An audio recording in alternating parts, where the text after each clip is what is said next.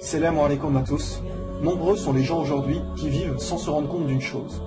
Le temps passe, des milliers de générations d'hommes et femmes ont vécu, les prophètes que Dieu nous a envoyés pour nous rappeler les buts de la vie sont venus, ces messagers nous ont montré l'exemple à suivre. Le dernier, Mohammed sallallahu alayhi wa sallam, nous a laissé le mode de vie parfait à suivre. Il nous a tout dit, tout ce que nous avions besoin de savoir. Il nous a dit beaucoup de choses sur l'avenir, sur ce qu'il se passerait après sa mort. Il nous a prévenus sur les dangers qui viendraient inévitablement, de manière à ce que les musulmans soient prêts et ne soient pas surpris, qu'ils savent à quoi s'attendre pour rester fermes dans leur foi. Dieu ne laisse jamais les croyants dans l'ignorance. Il a transmis à Mohammed sallallahu alayhi wa sallam les signes de la fin des temps. Ne vous rendez-vous pas compte que la mode d'aujourd'hui est l'inverse total de ce que notre prophète nous a dicté de faire? Il nous a recommandé le bien, l'entraide envers les autres, la gentillesse, la douceur, l'aimabilité, la fidélité des maris et épouses, de ne pas être orgueilleux et fiers. Et que voyons-nous aujourd'hui? Le sexe de toutes parts, l'infidélité qui mène à tous ces divorces, le stress des gens. Jamais la population n'a pris autant de médicaments qu'à notre époque. Le nombre de somnifères vendus pour aider les gens à dormir a décuplé. Mais pourquoi? Allah ne nous a pas créés pour passer notre temps à autant travailler, à vouloir avoir autant de désirs matériels qui nous obscurent l'esprit. Les gens sont stressés à cause de leur volonté à gagner toujours plus d'argent. Les jeunes perdent leur santé aujourd'hui à gagner de l'argent pour ensuite la dépenser plus tard afin de retrouver leur santé. Mes frères et sœurs, les meilleures choses, Dieu nous les a données. L'islam, la santé, un mari, une femme, des frères et sœurs, etc. Regardez les gens aujourd'hui, ils se mettent en colère très rapidement. Les films d'aujourd'hui vous montrent que l'homme fort, c'est celui qui est musclé et qui frappe tout le monde, que la femme bien, c'est celle qui pèse 50 kilos et qui montre son corps à tous les hommes. N'avez-vous pas l'impression d'être des objets? Le prophète Mohammed a dit, le véritable homme fort, c'est celui qui sait contrôler sa colère. L'homme fort, c'est celui qui, quand il a l'occasion de pouvoir frapper quelqu'un, de se venger de quelque chose, il sait se contrôler et ne le fait pas. Peu de gens sont capables de ça aujourd'hui. Qui sait contrôler ses colères? Quelle femme ou homme, lorsqu'il est énervé, est capable de se calmer comme ça? Un homme est venu voir le prophète et lui a demandé un conseil. Et celui-ci a répondu, ne te mets pas en colère. Plusieurs fois l'homme a reposé la question, et à chaque fois le prophète lui a répondu la même chose, ne te mets pas en colère. Écoutez bien cela, mes frères et sœurs.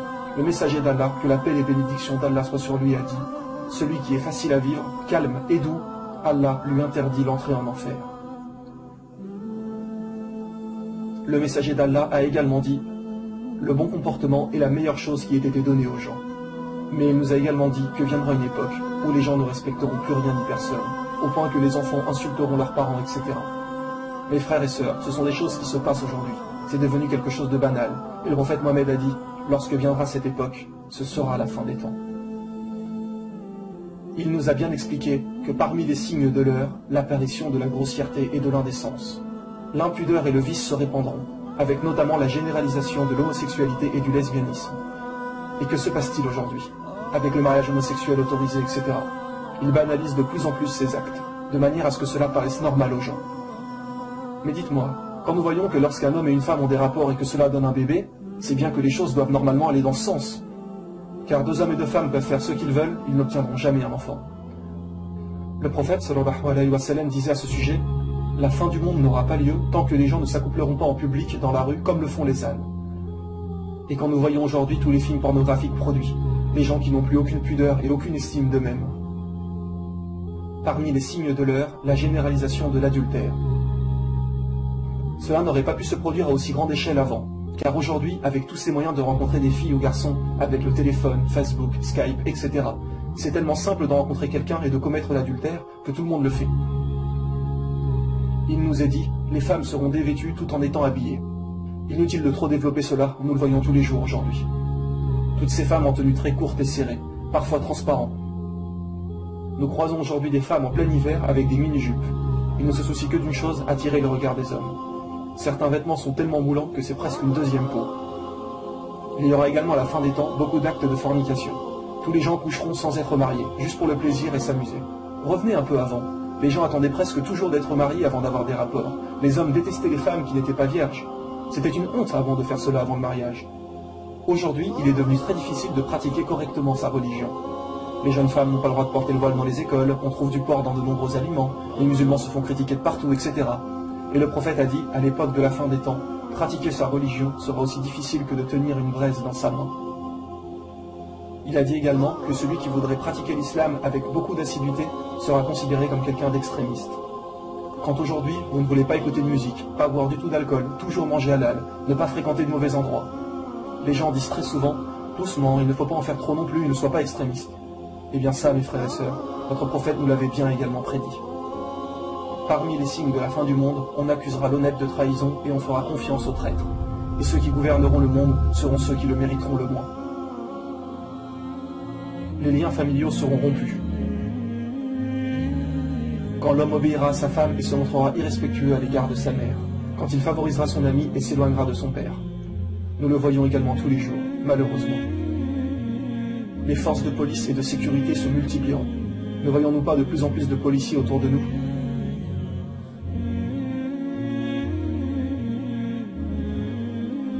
Le prophète a dit qu'à l'époque de la fin des temps, de grands mensonges seront racontés.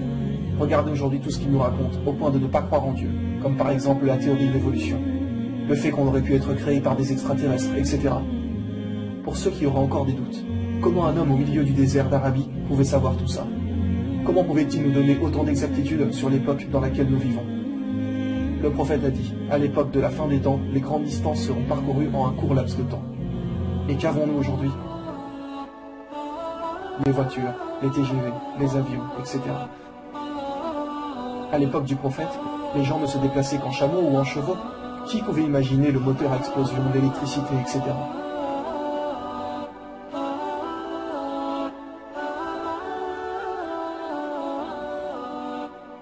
Vous savez, même sans parler de religion, la science nous prouve que nous sommes dans la fin des temps. Nous savons aujourd'hui que des centaines d'espèces d'animaux meurent dans de nombreux endroits de la Terre. Il y a des pluies d'oiseaux, des milliers de poissons que l'on retrouve morts à flotter dans l'eau, dû principalement à la pollution. Le réchauffement climatique, 55% de la calotte glaciaire a fondu entre 2003 et 2008. L'économie ne cesse de chuter. Les scientifiques le disent, que la Terre ne pourra pas tenir encore longtemps comme cela. Une guerre est sur le point d'exploser, quand nous voyons ce qui se passe dans les pays arabes, Syrie, Égypte, etc. Et rappelez-vous que jusqu'ici, nous avons mentionné que des signes mineurs. Et ceux-ci sont tous arrivés en une cinquantaine d'années environ, car le prophète a dit qu'une fois le premier signe majeur arrivé, ces signes majeurs se suivraient tels les feuilles qui tombent d'un arbre, donc très rapidement. Et quel est le premier signe majeur? La guerre entre les musulmans et les non-musulmans, ce qui est sur le point d'arriver. Voici encore d'autres signes miraculeux. Le prophète a dit que les signes majeurs n'apparaîtront pas avant que des montagnes à la Mecque n'existent plus. Aujourd'hui, avec tous les travaux qui s'y passent, ils ont rasé des montagnes pour construire des bâtiments. Des montagnes qui existaient encore il y a quelques années, qui ne le sont plus aujourd'hui. Qui pouvait savoir il y a 1400 ans que des montagnes seraient détruites? À l'époque, il n'y avait aucune technologie pour faire cela. Les gens auraient pu douter de ce que disait le prophète, mais aujourd'hui, nous avons la preuve de ce qu'il a dit. Il a également mentionné que si vous voyez la Mecque trouée, c'est que la fin des temps est proche. Encore une fois, sans la technologie actuelle, personne n'aurait pu faire des tunnels comme nous le voyons aujourd'hui. Personne n'aurait pu trouer la montagne partout comme cela. Le prophète sallallahu alayhi wa sallam a également parlé de construction d'immenses bâtiments à la fin des temps. Nous le voyons partout aujourd'hui dans les grandes villes du monde. Mais à la Mecque aussi. Saviez-vous que cette tour est le deuxième plus grand édifice au monde? Il a dit que lorsque vous verriez les bâtiments atteindre le sommet des montagnes, c'est que l'heure aura alors projeté son ombre. Et nous savons que pour certains hadiths, s'il y a une raison valable, il peut être pris métaphoriquement. Donc la parole qui disait que l'heure aura alors projeté son ombre, les gens pensaient que cela voulait dire que la fin des temps était vraiment très proche. Seulement depuis 2012, nous avons la tour de l'horloge qui projette son ombre sur la Kaaba. Et comment appelle-t-on l'horloge en Arabie Saoudite? As-Saha, qui veut dire l'heure. Donc en réalité, c'est à prendre littéralement. L'heure projette son ombre sur la Kaaba. Rendez-vous compte de la précision des choses. Le prophète nous a tout dit, pour que nous comprenions et sachions que la fin des temps est très proche. Pourquoi ont-ils construit cette tour? Certaines personnes se diront. Mais sachez que ceux qui gouvernent l'Arabie et qui l'ont fait construire ne sont pas du tout des gens bien. Nous ne critiquerons pas plus par principe. Mais depuis maintenant plus d'un an, l'heure projette son ombre sur la Kaaba. Mes frères et sœurs, nous sommes tous témoins des signes de la fin des temps. L'intérêt de cet épisode n'est pas de faire peur aux gens. Nous devons faire confiance en Allah. Oui, l'heure est effectivement proche, mais seul Allah en connaît la date exacte. Le but de cet épisode et de vous rappeler que le jour du jugement arrive à grands pas, ainsi que bien évidemment notre mort à tous. Alors mes frères et sœurs, faites le maximum, donnez tout ce que vous pouvez, délaissez vraiment les péchés. Ne nous laissons pas tenter par cette vie qui est sur le point de disparaître.